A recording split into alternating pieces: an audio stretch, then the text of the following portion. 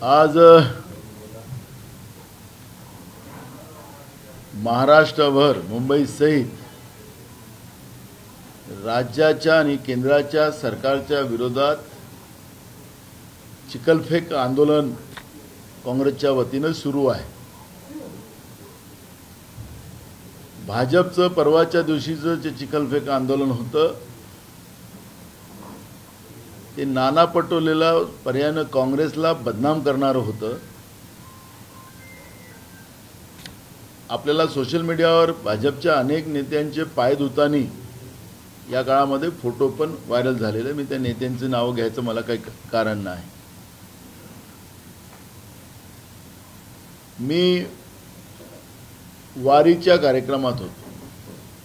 संत गजानन महाराजांच्या वारी वाडेगावमध्ये होती आणि मी त्या दर्शनाला गेलो।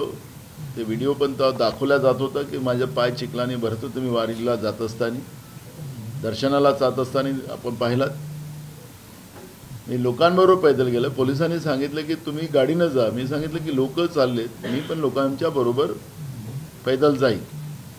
आणि घटना झाली आणि एक प्रकारचं महाराष्ट्रामध्ये फार मोठा भूचाल आला असं बीजेपीला वाटलं। मी कोणाचा तरी अपमान केला। आखरी ज्या व्यक्तीने पाय धुतले त्यांनी म्हणले अजून मी 100दा धुईन। मला कोणाच्याकडून पाय धुवून घ्यायचं नाही, मला ते सवय पण नाही, कारण मी चिखलातलाच माणूस आहे, मी ओरिजिनल शेतकरी आहे।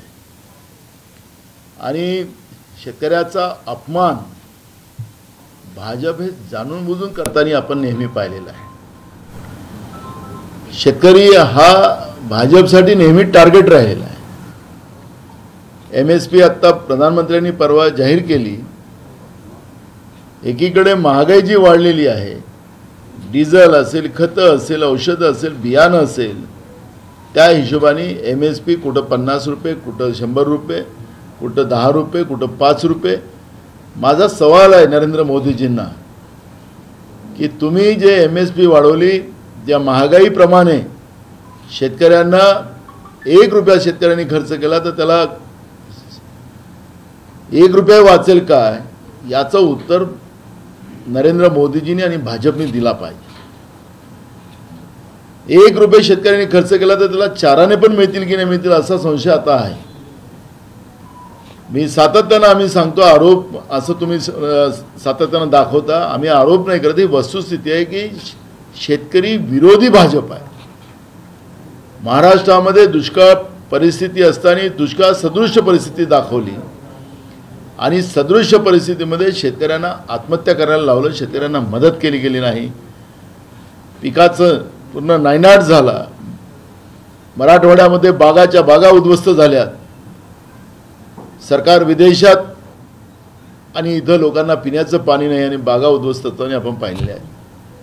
काँग्रेस पक्षाने ते शेतकऱ्यांच्या डोळ्यातला अश्रू पुसण्यासाठी त्यांच्या बांधावर जाऊन त्यांना समजावून सांगितलं की आम्ही तुमची लढाई लढू आणि तुम्हाला न्याय मिळवू। छत्रपती शिवाजी महाराजांच्या नावाने कर्जमाफीची योजना 2016 मध्ये फडणवीसाच्या सरकारने काढली। छत्रपती शिवाजी महाराजांचं नाव योजनेला दिलं ते आम्हाला बरं वाटलं, पण 2016 ते 2019 या काळातही ती कर्जमाफी फडणवीस करू शकले नाही। त्याचप्रमाणे ज्या आमच्या सरकारने, महाविकास आघाडीच्या सरकारने महात्मा ज्योतिबा फुलेंच्या नावाने कर्जमाफीची सरसकट कर्जमाफीची योजना केली। आम्ही कर्जमाफी केली, पण प्रोत्साहनाचे 50,000 द्यायचे, तो काळ कोरोनाचा होता। राज्याच्या तिजोरीत चणचण असताना आम्ही सांगितले की आम्ही पुढच्या बजेटमध्ये प्रोविजन करून आम्ही देतो, पण खोक्याच्या सरकारने महाराष्ट्रात असंविधानिक सरकार आणून अजूनपर्यंत शेतकऱ्यांना 50,000चं प्रोत्साहन मिळालेलं नाही। छत्रपती शिवाजी महाराजांच्या नावाने काढलेल्या योजनातून कर्जमाफी झाली नाही। मी सरकारला वारंवार सांगतो की तातडीने कर्जमाफी सरसकट करा, शेतकऱ्यांना मदत करा, पण मदत केली जात नाही। आणि त्या मदतीच्या आधारावर आपण एक गोष्ट पाहिली की आपल्याकडे विविध कल्याणकारी योजनेमधून वस्तुरूपात मिळणाऱ्या लाभाचे हस्तांतरण रोख स्वरूपात थेट लाभार्थ्यांच्या बँक खात्यात करण्याबाबतची योजना आहे। याचं एक शासन निर्णय आहे. त्या शासन निर्णयामध्ये सुद्धा हे सांगितलेलं आहे की मुख्यमंत्र्यांना या काही योजना समाविष्ट करता येतात पण त्यांना काढता येत नाही. त्याला कॅबिनेट निर्णय करून शासनाला GR काढावा, हे स्पष्ट आहे. तरी या योजनेच्या माध्यमातून शेतकऱ्यांना आपण पाहिलं की योजना दिली. या योजनेच्या माध्यमातून हे सगळा खेळ जो झाला आचारसंहितेच्या काळामध्ये झाला. तत्कालीन कृषी आयुक्त यांनी सांगितलं की मुख्यमंत्र्यांच्या आदेशाने जेव्हा मंत्रालयातून नोट गेली खाली त्यावेळेस त्यांनी सांगितलं की मुख्यमंत्र्यांच्या आदेशाने नाही होऊ शकत, शासनाच्या धोरणाच्या आधारे होऊ शकतं आणि शासनाचं धोरण तुम्ही तयार करा आणि त्या पद्धतीने आम्ही अंमलबजावणी करतो. त्या आयुक्ताची तातडीनं बदली करून घेतली. आता आयुक्ताची बदली करत असताना याच्यामध्ये आपण पाहिलं की ज्या काही योजना आपण शेतकऱ्यांना द्यायला निघालो होतो त्या योजनांमध्ये स्प्रे पंप असेल, तुमचं बियाणं असेल, कीटकनाशकं असतील, खतं असतील, याच्या किमती आपण पाहिल्या. कारण की ह्या सगळ्या 100% सुट्टीवर आहेत आणि या 100% सुट्टीवर असताना यांचं विदाऊट टेंडर स्प्रे पंप जो बाजारात 27 रुपयाला मिळतो तो यांनी 4,500 रुपयाला घेतला. युरिया असेल, कीटकनाशकं असतील, बियाणं असतील, त्याच्या किमती इतक्या वाढवल्यात की सरकारनं या सगळ्या गोष्टीचं, कारण की हे सगळे माहितीच्या अधिकारात पेपर आहे, मी विधानसभेत ह्या सगळ्या गोष्टी मांडणार आहे. ही योजना जवळपास राज्याच्या जवळपास 11,34,169 शेतकऱ्यांना पर्यंत पोचली असती. पण या योजनेला फक्त मुठभर लोकांपर्यंत, मुठभर शेतकऱ्यांपर्यंत ही योजना, कारण की पैसे खाल्ले गेले मधल्या काळात भ्रष्टाचाराच्या माध्यमातून या सरकारने सर्रास हे पैसे खाल्लेले आहेत. आणि म्हणून याच्यामध्ये हे कसं शेतकरी विरोधी सरकार आहे याचं एक उत्तम उदाहरण मी तुम्हाला या ठिकाणी दिलेलं आहे. शेतकऱ्यांच्या नावाने योजना बनवायच्या आणि शेतकऱ्यांच्या टाळूवरचं लोणी खायचं ही जी प्रथा या भाजप-प्रणीत सरकारने महाराष्ट्राच्या केलेली आहे त्याच्यातला हा खरा चिखल यांच्या तोंडावर फासण्यासारखं या सरकारचे आहे. त्याचप्रमाणे राज्यातला कायदा सुव्यवस्थेचा आपण पाहिला. मी आत्ताच फडणवीसांचं स्टेटमेंट ऐकत होतो की जिथं जिथं पाऊस पडेल तिथं तिथं पोलीस भरती रद्द करू. अरे पावसाचा काळ सुरू झाला आता. देवेंद्र फडणवीस साहेब, तुम्ही राज्याचे मुख्यमंत्री राहिले, आता राज्याचे उपमुख्यमंत्री आहात. तुम्ही ज्या पद्धतीनं वारंवार या तरुणांची फसगत करताय, त्यांच्या जखमेवर मीठ सोडतात, याचं थोडंसं तरी ठेवा. आज हे मुलं मुली आपल्या जिल्ह्याच्या ठिकाणी पोलीस भरतीसाठी आलेले आहेत. काल मी तुमच्याशी फोनवर बोललो, राज्याच्या मुख्य सचिवाशी बोललो की आपण त्यांच्या राहायची खायची व्यवस्था करा. पावसात तुम्ही भरती का केली याचाही प्रश्नाचं उत्तर तुम्हाला द्यावं लागेल. म्हणजे आता जिथे जिथं पाऊस पडेल तिथं रद्द करणार. पावसामध्ये भरती का केली, पहिले का नाही केली याचा अर्थ तुम्हाला भरती करायचीच नाही आहे. राज्यामध्ये असंख्य पदं, हे 17,000 पदं आहेत आता पोलीस भरतीची राज्य सरकारने काढलेले. 17 लाखाच्या वर या भरतीमध्ये मुलं मुली समाविष्ट आहेत. 17,000 पदासाठी. हेच उपमुख्यमंत्र्यांनी देवेंद्र फडणवीसांनी मधल्या काळात सांगितलं की राज्यामध्ये फॉरेन इन्व्हेस्टमेंट मोठ्या प्रमाणात झालेलं आहे, असं उपमुख्यमंत्र्यांनी मधल्या काळात सांगितलं निवडणुकीच्या निकालाच्या पहिले. माझा सवाल असा आहे फडणवीस साहेब तुम्हाला पण, की तुम्ही खोटे आकडे का सांगता? निवडणुकीचे खोटे आकडे सांगितले, आता किती टक्क्यांना आम्ही हारलो त्याचे खोटे आकडे सांगता, तर तुम्ही सांगा. ते तुम्हाला तुमच्या कार्यकर्त्यांना ताकद देण्यासाठी तुम्ही बोलू शकता. पण राज्याचं सरकार म्हणून तुम्ही फॉरेन इन्व्हेस्टमेंट या ठिकाणी केलं तर मग 17,000 पदासाठी 17 लाखाच्या वर पोलीस भरतीमध्ये मुलं मुली येणं याचा अर्थ की राज्यामध्ये बेरोजगारांची संख्या जास्त आहे. याचा अर्थ म्हणजे साधं सांगतोय, MPSCच्या जागा भरायच्या काढल्या त्या लोकांनी, त्याच्यात पूर्ण पदं भरत नाही आहे. DYSPची डेप्युटी कलेक्टरची पदं त्यांनी खाली ठेवलेली आहे. मी काल त्यांना पण ते सांगितलं, राज्याच्या मुख्य सचिवाला आम्ही सांगितलं की तातडीनं सगळ्या जागा भरण्याच्या बाबतचं तुम्ही MPSCला सांगा आणि त्या पद्धतीची पदं भरा. पण 2014 ते 2024 हा काळ पाहिला तर महाराष्ट्रामध्ये नगण्य पदं भरली गेलेली आहेत. महाराष्ट्रामध्ये खाजगीकरणाचा जो सपाटा या सरकारने सुरू केलेला आहे, कॉन्ट्रॅक्ट बेस, एखादा कॉन्ट्रॅक्टर पोसायचा, आरोग्य विभागामध्ये सुद्धा, इलेक्ट्रिक विभागामध्ये सुद्धा, जे जीवनावश्यक व्यवस्थेमध्ये सुद्धा यांनी कॉन्ट्रॅक्ट बेसवर चालू केलेला आहे. एक घोटाळा पुन्हा आता आपल्या पुढे येणारच आहे. ती जी 108 जी रुग्णवाहिका आहे त्याच्यात एक मोठा घोटाळा आपल्याला पुढच्या काळात येणारच.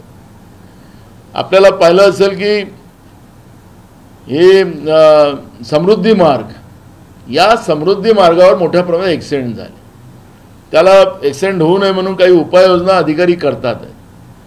पण याला आता सरकार सांगते की तुम्ही ॲक्सिडेंट स्पॉट जास्त बनवा आणि मोठं एस्टिमेट बनवा, 1000 कोटीचं बनवा. आम्हाला चणे-फुटाणे खायची सवय नाही आहे. अधिकारी सांगतात की काय चाललं या सरकारमध्ये की, आणि हा पैसा सगळा कर्जरूपी आणतात आहेत राज्यावर. मी मगाशी सांगितलं की 2.5 लाख कोटीच्या वरचं कर्ज करून ठेवलं या लोकांनी. आणि अशा वेळेस राज्य पूर्ण कर्जामध्ये डुबायचं आणि भ्रष्टाचाराने पैसे लुटायचे. मग आता राज्याच्या जनतेने यांच्यावर चिखल फेकायचं का, हा प्रश्न या ठिकाणी उभा होतो आहे. जामनेरमध्ये एक मंत्री या मंत्रिमंडळातला आपली हिरोगिरी दाखवत राहतो नेहमी. त्या जामनेरमध्ये भिल्ल समाजाच्या 6 वर्षाच्या मुलीवर बलात्कार झाला, तिला जीवे मारण्यात आलं. त्या आरोपीला पकडण्यात आलं. पकडल्यानंतर भिल्ल समाजाची लोक, आदिवासी समाजाची लोक पोलीस स्टेशनवर गेली की काय कारवाई करताय. पोलिसांनी त्यांना दमदाटी दिली आणि त्यांना उचकवलं. आणि उचकवल्यानंतर आदिवासी ठरले, भिल्ल समाजाची लोक ठरली.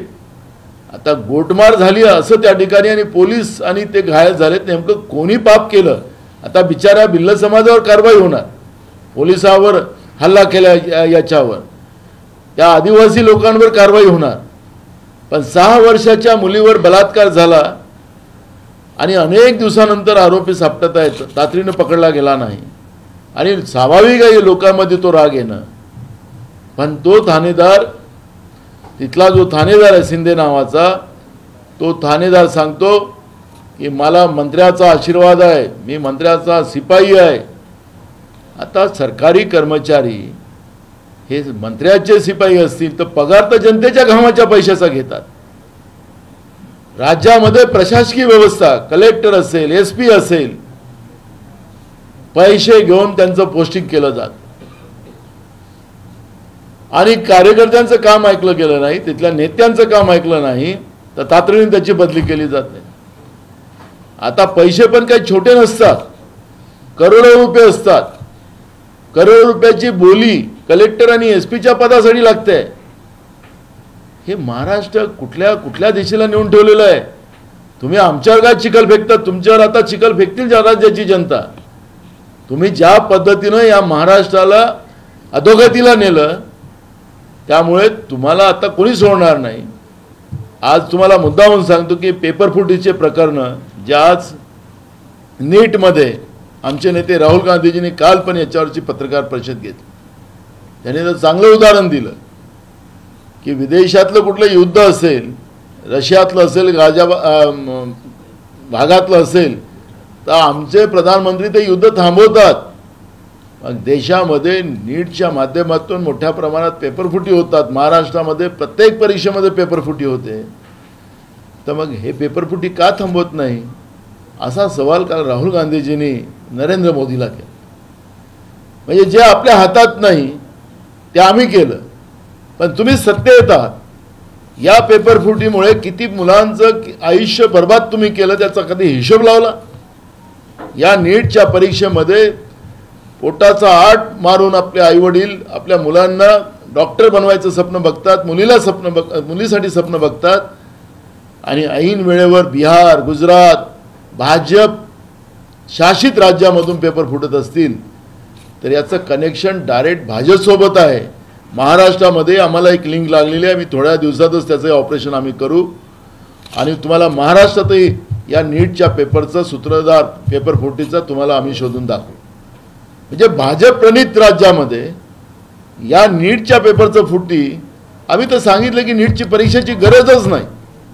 12वीच्या परीक्षेच्या नंतर डायरेक्ट आम्ही डॉक्टर करत होतो मेरिटच्या आधारावर. क्या ते डॉक्टर आता माणसं मारतात आहेत. पण नरेंद्र मोदीचं सरकार आल्यानंतर सर्वसामान्याच्या गरीब माणसाच्या शेतकऱ्यांच्या मुलामुलींना डॉक्टर व्हावं नाही आणि म्हणून ती व्यवस्था नीटच्या माध्यमातून केली आणि त्याच्यातून पेपर फुटीच्या माध्यमातून या पद्धतीच्या प्रकरणं घडवले जातात. विशिष्ट लोकांना पास केलं जाते आणि आता पाल्यांचं सुद्धा उद्रेक आपल्याला पाहायला मिळत आहे. महाराष्ट्रामध्ये पटवाऱ्याची भरती असो की ग्रामसेवकाची असो, कृषी सहाय्यकाची असो, आरोग्य सेवकाची असो, त्याच्यातही पेपर फुटी केली आणि त्याच्या माध्यमातून मोठ्या प्रमाणात भ्रष्टाचार आणि तरुणांचं आयुष्य बर्बाद करण्याचं काम केलं जातं. महाराष्ट्रामध्ये कोऑपरेटिव्ह बँकेच्या निवडणुका 12-12, 14-14 वर्षापासून होत नाही. सरकार त्या बँकांना पाठीशी घालत आहे. मी माझ्या भंडाराच्या जिल्हा बँकेचं उदाहरण सांगेन. 14 वर्षापासून निवडणूक झाली नाही. आता कर्मचाऱ्यांच्या भरतीचं त्यांना हे दिलंय परमिशन. आता हे परमिशन देत असताना आपला कायदा असा म्हणतो की हे जी ॲडॉप बॉडी जी असते त्यांना अशा पद्धतीचं कुठलाही निर्णय घेण्याचे अधिकार नसतात. हा कायदा आमचा आहे महाराष्ट्राचा. पण राज्याचं सरकार आमचे बगलबच्चे तिथं बसलेले आहेत. घ्या पैसे लुटा आणि तिथं भरती करा असं चाललेलं आहे. पण ज्या पेपर घेणाऱ्या ज्या संस्था यांनी कंपन्या शोधून आणलेल्या आहेत त्या सगळ्याच्या सगळ्या बोगस आहेत. मी राज्याच्या सहकार मंत्री ऐकत असतील त्यांना सांगतो, मी त्यांना एकदा सूचना पण केली होती की तुम्ही या पापात पळसू नका. तुम्ही फार सज्जन माणूस आहात. दिलीप वळसे पाटील देशाचे गृहमंत्री होते, ते किती सज्जन होते आपण पाहिलं. विरोधी पक्षाच्या नेत्याला सांगत होते की तुम्ही मला सल्ला द्या, मी तुमच्याप्रमाणे वागतो. गृहमंत्री असताना ते त्यांचं भाषण आपल्याला सगळ्यांना आश्चर्याचा धक्का लागला होता. पण मी तुम्हाला सांगतो की अजूनही माझा सल्ला त्यांना आहे की ज्या कंपन्या तुम्ही पेपर घेण्यासाठी लावल्यात ते खऱ्या अर्थानं फुलप्रूफ आहेत का, तुम्ही का परवानगी दिली. असं महाराष्ट्रामध्ये अनेक जिल्हा मध्यवर्ती बँकेमध्ये आणि म्हणून याही पद्धतीचं जे लूट तुम्ही तरुणांची आणि गरिबांची चालू केलेली आहे त्याबद्दलचाही आमचा उल्लेख आहे. परवा आपल्याला पालघर जिल्ह्यामधली घटना, तरुण पोरीला रस्त्यावर पाडल्यानंतर 16 घाव तिच्या मानेवर करत असताना उघड्या डोळ्यानं पूर्ण देश नाही जग पाहतो. पोलीस दुरून पाहत आहे. राज्यामध्ये कायदा सुव्यवस्था राहिला का. ती घटना आता ताजी आहे म्हणून अशा अनेक घटना आपल्याला सांगतात. ड्रग माफिया मोठ्या प्रमाणात वाढलेला आहे. गुजरातमधून मोठ्या प्रमाणात ड्रग महाराष्ट्रामध्ये येते आणि या ड्रगच्या माध्यमातून तरुणांना व्यसनाधीन करण्याचं पाप जाणून बुजून राज्याचं भाजपप्रणित सरकार करते.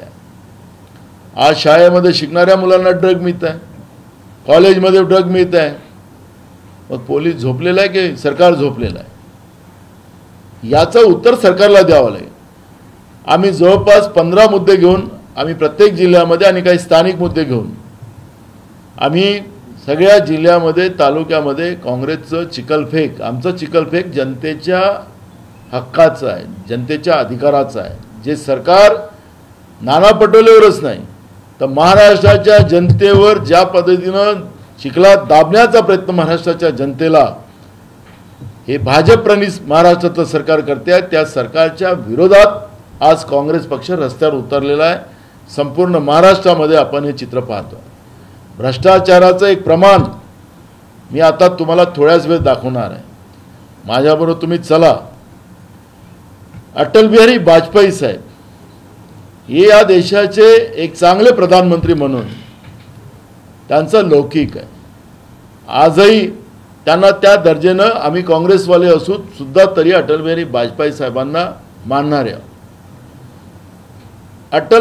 अटलजीच्या नावाने एक सेतू यांनी निर्माण केला मुंबईमध्ये. हे सांगतात यांचा कॉन्ट्रॅक्टर आणि याचं कमिशनचं जे प्रमाण आहे आणि त्याच्यामुळे कामं अशी केली जातात, थूक पॉलिशने केली जातात. गडकरी सांगतात की आम्ही सिमेंटचे रस्ते बांधतो, 80 वर्षे बांधावं लागणार म्हणून आम्ही सिमेंटचे रस्ते करतो. सिमेंटमध्ये काय कमिशन खाल्लं जातं त्याचं आपल्याला अनेक जिल्ह्यामध्ये उदाहरण पाहायला मिळणार. इव्हन नागपूरमध्ये जे रस्ते 2 वर्षाच्या पहिले झाले त्याला क्रॅक पडले, रस्ते चालायच्या योग्य नाही, तिथं रिपेअर चालू आहे. आता तुम्ही अधिवेशनात आला होता त्यावेळेस पाहिलात की नागपूर आलं खोदून ठेवलेलं सिमेंटचे झालेले रस्ते. पण हा सेतू आहे, हा समुद्रामधून जातो आहे. आता या रस्त्यामध्ये आत्ता भेगा पडलेल्या आहेत, माती खसकायला लागली आहे आणि उद्या त्या ठिकाणी वाहतुकीतून जाताना सगळी लोक त्या समुद्रातच पडली, तर मग काय करणार हे लोक. म्हणून तुम्हाला आज या चिखलफेक कार्यक्रमाच्या माध्यमातून यांच्या भ्रष्टाचाराचं ताजं उदाहरण, लाईव्ह उदाहरण. तुम्ही म्हणू नका की आम्ही आरोप करतोय, तुमचं म्हणता की काँग्रेसचा आरोप आहे.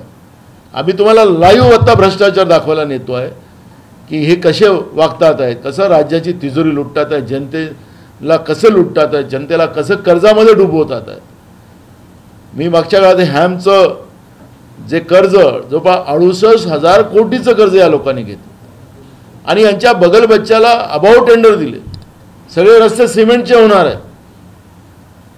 यांचं एस्टिमेट करणारी जे प्रायव्हेट कंपनी आहेत त्यांनी बिलकुल त्यांचंही चांगलं झालेलं आहे, कॉन्ट्रॅक्टरही यांचेच आहे. हजारो कोटीचा भ्रष्टाचार त्या ठिकाणी सर्रास केला जातो. मी आता पदवीधर मतदारसंघाच्या प्रचारामध्ये फिरतो आहे. ते बांधकाम मंत्री जे आहेत रवींद्र चव्हाण, त्यांचा तर इतिहास मी ऐकला इकडे आता लोकसभेच्या वेळेस की पैशाच्या थैल्याच्या थैल्या, बॅगाच्या बॅगा, पोतेच्या पोतेच घेऊन येतात. ते खानदानी गर्भश्रीमंत आहेत की मला माहिती नाही आहे, त्यांची माहिती घेतोच आहे आता आम्ही. एवढा पैसा आणला कुठून, म्हणजे माणसं विकत घेतात ते लोक, अशा पद्धतीची चर्चा आहे. म्हणून रवींद्र चव्हाण समजा टाटा बिर्लाच्या घरी जन्माला आले होते का, कुठून आला त्याचा शोध तर घ्यावा लागेल ना, एवढा पैसा आला कुठून. तर रवींद्र चव्हाणांचं ह्या शोध तर घेतलाच पाहिजे. आताही या पदवीधर मतदारसंघामध्ये त्या पद्धतीची टॅक्टिस तिथं वापरली जाते. अधिकाऱ्यांच्या बदल्यांच्या धाकानं करोडो रुपये अधिकाऱ्यांकडून वसुली केले जातात आहेत, प्रेशर आणलं जातं अधिकाऱ्यांवर. अशा पद्धतीच्या तक्रारी आमच्याजवळ आल्यात आणि त्यासाठी आम्ही यंत्रणा पण कामाला लावलेली आहे. या सगळ्या भ्रष्ट मंत्र्यांना या अधिवेशनामध्ये त्यांना उत्तर द्यावं लागेल, मुख्यमंत्र्यासहित. मुख्यमंत्र्याचा तर भ्रष्टाचार मोठाच आहे.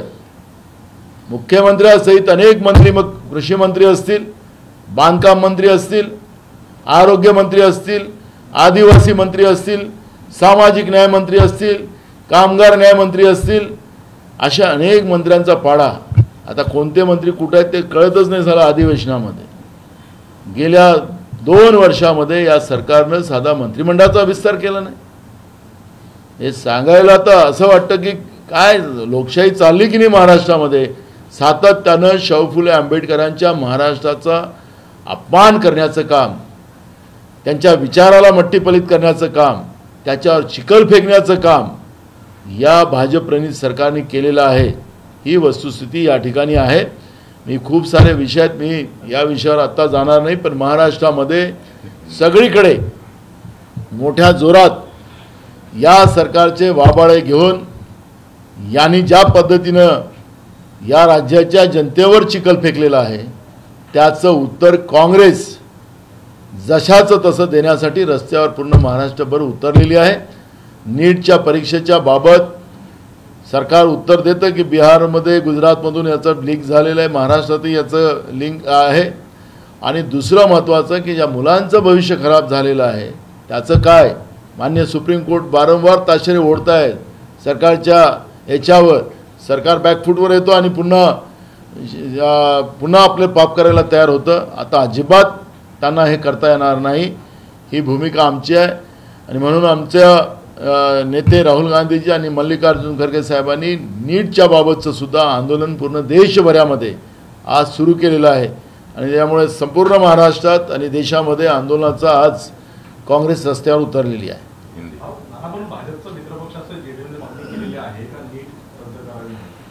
केलीच पाहिजे. आम्ही तर अनेक दिवसाचं म्हणतो आहे की आमच्या काळामध्ये नीट नव्हतीच, 12वीच्याच भरोशावर आम्ही पूर्ण देशभरामध्ये डॉक्टर तयार करत होतो. नीटचा काही उपयोग नसताना जनतेची लूट का केली जाते मोदींच्या सरकारमध्ये, हाच प्रश्न आहे.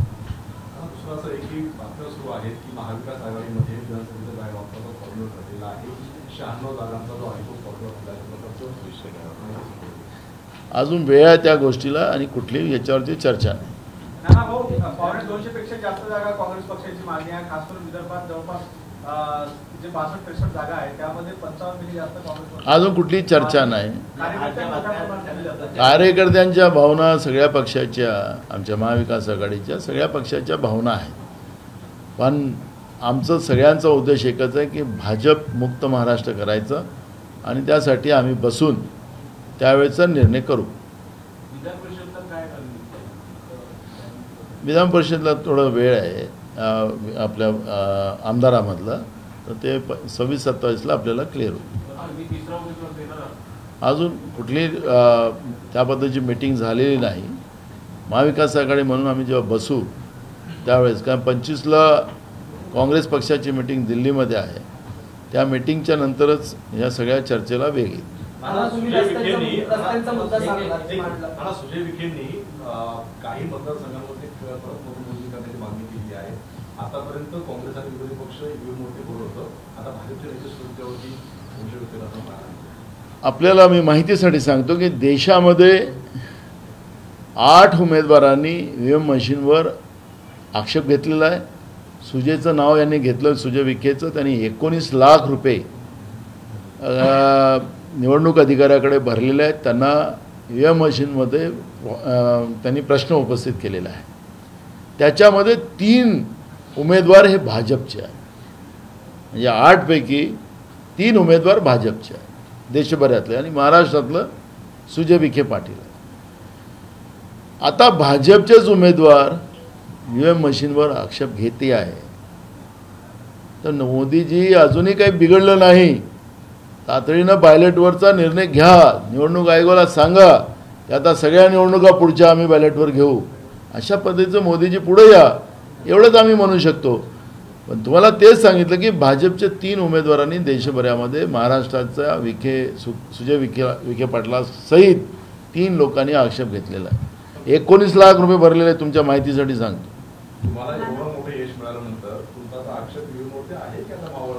बघा, आमचा मुद्दा तो नाही आहे. आमचा मुद्दा आहे राज्यात देशाच्या जनतेची भूमिका स्पष्ट आहे की आमचा अधिकार जो आहे मतदानाचा, मला माझ्या मनात संशय येऊ नये की माझं मत त्याला गेलं, मी ज्याला मारलं त्याला नाही, हा संशय येणंच म्हणजे माझ्या व्यक्ती स्वातंत्र्यावर घाला आहे.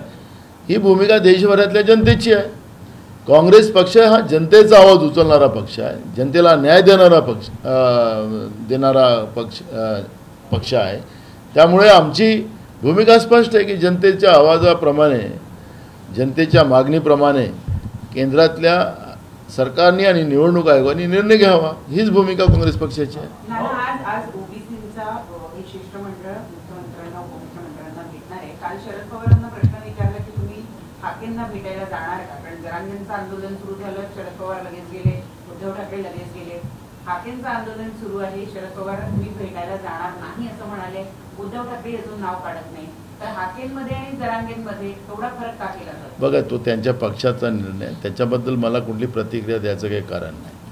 पण माझा मुद्दा एवढाच आहे की हे सगळं पाप महाराष्ट्रामध्ये भाजप आणि देवेंद्र फडणवीसने निर्माण केलेलं पाप आहे. 2014 पासून हा वनवाद त्यांनी लावलेला होता. राज्यात आम्हाला सरकार द्या, देशात आम्हाला सरकार द्या, आम्ही धनगराला आरक्षण देऊ, आम्ही मराठ्यांना आरक्षण देऊ, आम्ही हलब्यांना आरक्षण देऊ, गोवाऱ्यांना आरक्षण देऊ, हे कोण सांगत फिरत होतं? 10 वर्ष तुमचं सरकार आहे, 5 वर्ष नाही. गेल्या 10 वर्षामध्ये तुम्ही मराठा, ओबीसी, धनगर, गोवारी असतील, हलबा असतील, या लोकांना न्याय का दिला नाही, हा सवाल माझा आहे. बहुमताचं सरकार. मूळ प्रश्न आहे की याचं मूळ गाभा जो आहे तो आहे जनगणना आहे. आर्थिक, सामाजिक आणि शैक्षणिक जनगणना झाल्याशिवाय हा पर्याय निघू शकत नाही. आपण पाहिलं असेल की पाटणा कोर्टाने नितीश कुमारनी केलेल्या जनगणने आणि त्याच्यावर दिलेली त्यांनी आरक्षणामधली वाढ माननीय हायकोर्टाने त्याला नाकारलेला आहे, क्रॅश केलेला आहे. आम्ही तेच सांगतोय की जिथपर्यंत राष्ट्रीय जनगणना होणार नाही, पण नरेंद्र मोदीजी सांगतात की 2029 मध्येच करू. मी तुम्हाला सांगतो की राहुल गांधीजी प्रधानमंत्री झाले असते देशाचे तर आता जनगणना सुरू झाली असती. हा जो वादविवाद महाराष्ट्रात नव्हे तर देशामध्ये अनेक राज्यामध्ये निर्माण करून ठेवण्याचं काम जे भाजपने केलं, या वादाला पूर्वमेव मिळाला असता आणि सामाजिक एकता या देशामध्ये निर्माण करण्याचं काम राहुल गांधींनी केलं असतं. ठीक आहे, 20-25 खासदार आम्हाला कमी पडले आणि म्हणून हे सगळं आज अडचण आहे. पण ह्या सगळ्या याचं अगर खरं पाप कोणाचं असेल तर हे भाजप आणि देवेंद्र फडणवीसनी त्या केलेल्या वेळच्या भीमगर्जना त्या होत्या.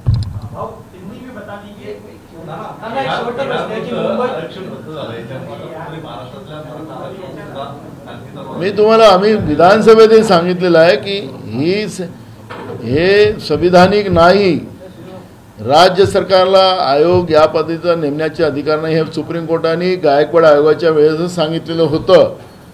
पण सरकार आता लोकांना दिशाभूल करण्याचं आणि मतं घेण्यासाठी जे काही पाप करते ते पुन्हा निदर्शनास आलेलं आहे. त्यांनी तर नितीश कुमारच्या सरकारने तर डिटेल जनगणना केलेली होती, तरीसुद्धा मान्य हायकोर्टाने त्याच्यामध्ये त्याला स्टे दिलेला आहे. त्याच्यामुळे राज्य सरकारने अजूनही काही बिघडलेलं नाही.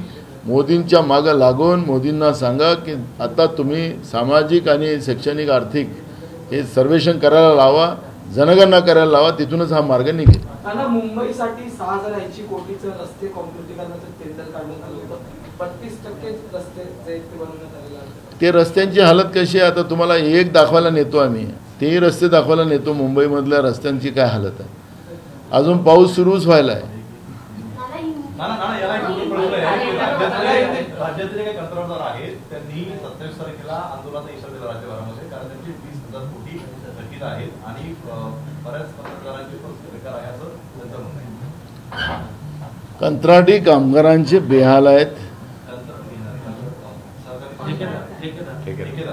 आणि याचं बांधकाम विभागाचं. देश विदेशातील प्रत्येक घडामोडींचे लाईव्ह अपडेट मिळवण्यासाठी आता साम टीव्हीच्या सर्व सोशल मीडिया प्लॅटफॉर्मला लाईक, फॉलो आणि सबस्क्राईब करा. तसंच सर्व नोटिफिकेशनसाठी बेल आयकॉन प्रेस करायला विसरू नका.